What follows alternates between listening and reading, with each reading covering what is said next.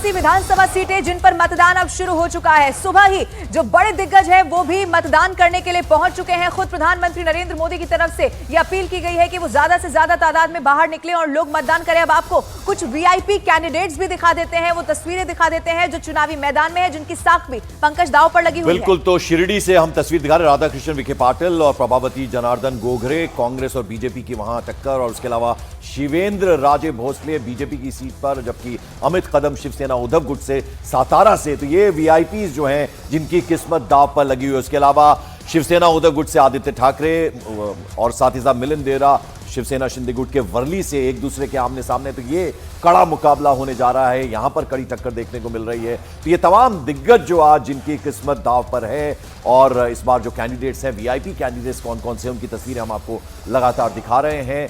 यानी ये वो लीडर्स हैं जो कि वीआईपी कैटेगरी में हैं। और उसके अलावा सुरेश पाटिल शिवसेना उद्धव गुट से, जबकि नवाब मलिक और अबू आजमी समाजवादी पार्टी और एनसीपी, अजीत पवार गुट से, अतीक अहमद खान एआईएमआईएम से, मान खुद शिवाजी नगर। ये भी एक बेहद इंपॉर्टेंट सीट है जहां से ये नेता एक दूसरे के आमने सामने हैं। यहां कड़ा मुकाबला होने जा रहा है।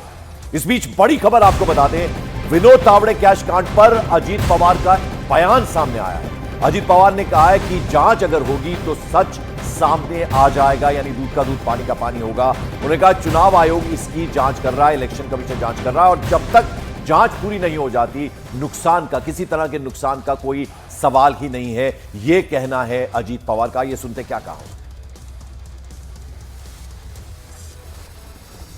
उसके बारे में जो कुछ ऑडियो दिखा रहे हैं, वो आवाज़ के बारे में मुझे इतना ही जानकारी है। मैं दोनों को भी बहुत अच्छी तरह से जानता हूँ, बहुत सालों से जानता हूँ। एक तो मेरी परिवार की मेरी बहन है, और दूसरे हमने जिनके साथ बहुत साल काम किया है, एक दूसरे के विरोध में भी किया है, एक दूसरे के साथ भी किया है, महाविकास आघाड़ी में भी किया है। वो बीच में बीजेपी के भी मेंबर ऑफ पार्लियामेंट थे। ऐसे सभी जगह उन्होंने काम किया, तो वो भी आवाज़ उनका ही है, उनका बोलने का टोन, उनका आवाज़ दोनों का वही है।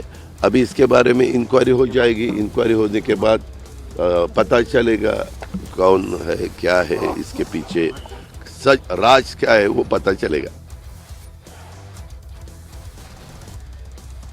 और शायना एनसी आपको तस्वीरों में नजर आ रही है। अपना वोट उन्होंने कास्ट किया और वो स्याही दिखाती हुई, और ये लोकतंत्र का महापर्व उसकी एक तरह से निशानी है, वो दिखाती हुई इससे शायना एनसी नजर आ रही है। तो अब आपको धीरे धीरे करके हम एक एक दिग्गज दिखाते जा रहे हैं, देखते हैं क्या बोल रही है।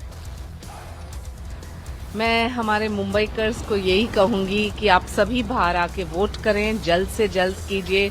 हर बार चर्चा होती है कि मुंबई में वोटिंग क्यों इतना कम है। इस बार हम कर दिखाएं, क्योंकि जो आप वोट करते हैं तो आप सवाल उठा सकते हैं, जो आप वोट करते हैं तो आप प्रश्न चिन्ह उठा सकते हैं, जो आप वोट करते हैं आप क्रिटिसाइज भी कर सकते हैं। लेकिन जब तक ये हाथ पे ये निशानी नहीं, आप कुछ नहीं कर सकते हैं। तो प्रजातंत्र लोकतंत्र के इस पर्व में जरूर बाहर आएं और आपके नैतिक जिम्मेदारी को निभाएं। मुंबई की बेटी को वोट देंगे जनता?